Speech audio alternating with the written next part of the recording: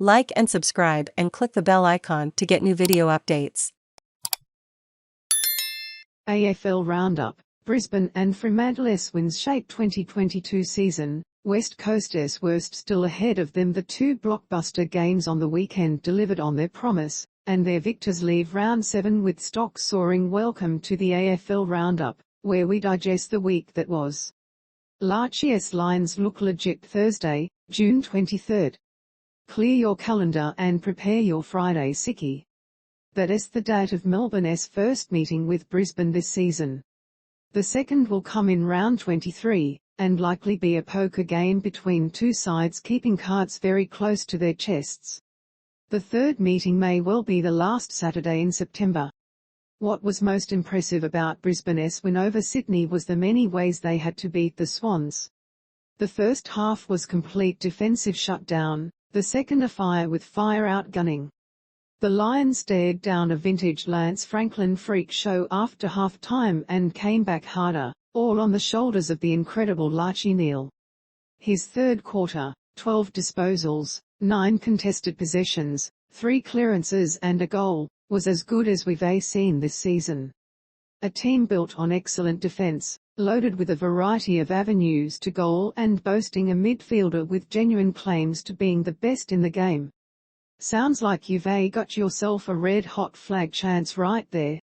Fremantle can win the premiership. Don't worry about the finals, don't worry about the top 4.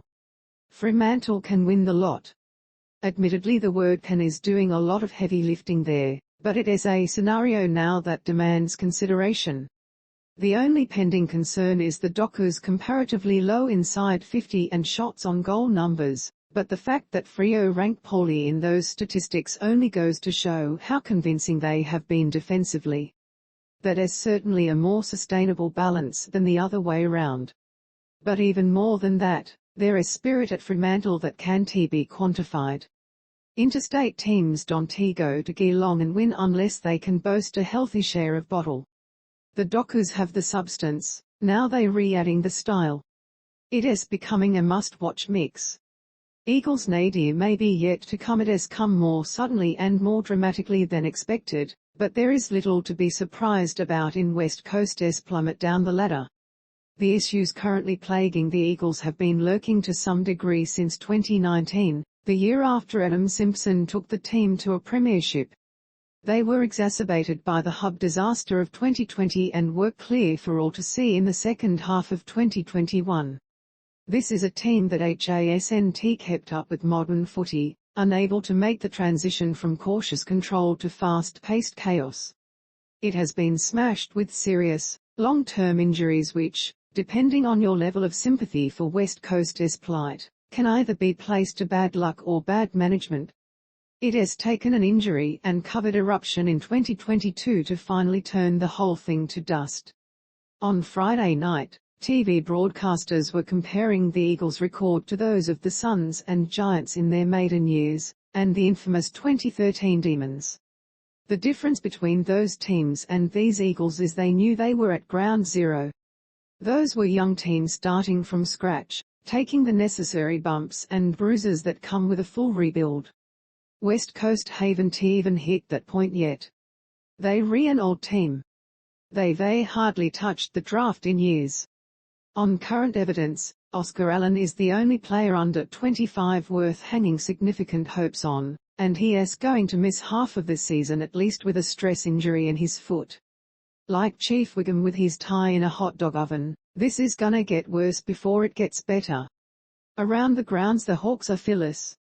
They showed no scars from being blown out late by Sydney last week and never stopped taking the game to Melbourne. It is as good a loss as they could have had. Port Adelaide have had 3 games now decided by less than a goal, and 4 by less than 2 goals. This one against the Saints was the first to fall in their favour. They not done yet. Footy has badly missed Toby Green. His status as the game's bad boy has always been somewhat overplayed, but his ability certainly has not. He gives the Giants their soul back. Carlton came back to life in the third quarter against North. They rediscovered the swagger that lit up their first few weeks, playing with pace and physicality. They all live and die on how many chances they can give Mackay and Curnow every week. The Suns put in their best attacking effort since round 1 against the Pies, but matched it with comfortably their worst defensive showing of the year. Almost out of necessity, Collingwood are unpredictable and multifaceted going forward, and it is working.